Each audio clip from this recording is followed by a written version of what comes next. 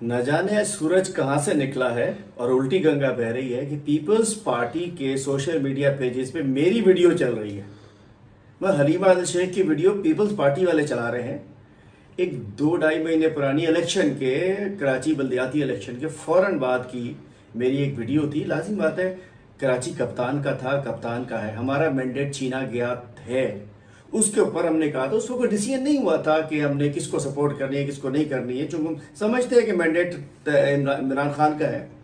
उसके बाद पार्टी का फैसला हुआ, चेयरमैन ने, हमारे इमरान खान साहब ने फैसला किया कि हमने हाफिज नईमुर रहमान साहब की बहैसियत मेयर कराची और डिप्टी मेयर जो भी है, अनकंडीशनल गैर मशरूत हमने हिमायत का ऐलान कर दिया। वो हमने पार्टी को बता दिया। गुज़िश्ता रोज मैंने बाकायदा ऑफिशियल डायरेक्टिव्स जारी कर दिए कि जो चेयरमैन की हिदायत है, पार्टी की हिदायत है, जो वोट नहीं करेगा उसको हम डिस्क्वालीफाई कराएंगे।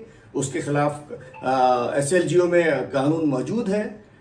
वो तो कुछ नहीं चल रहा और मेरी पुरानी 2 महीने पुरानी वीडियो चल रही है। तो मैं कहना चाहता हूं, पाकिस्तान तहरीक इंसाफ कराची के मेयर के इलेक्शन में डिप्टी मेयर के लिए अनकंडीशनल सपोर्ट हाफिज नईमुर रहमान साहब की कर चुकी है, चेयरमैन की हिदायत पे खान साहब की, और तमाम हमारे चेयरमैन जो हैं, मेंबर्स जो हैं, वो उनको वोट करेंगे।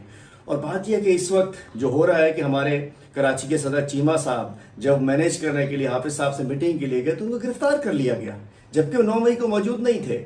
हमारे चेयरमैन्स के साथ ज्यादतियां हो रही हैं, जो कुछ हो रहा है वो सबको पता ही है।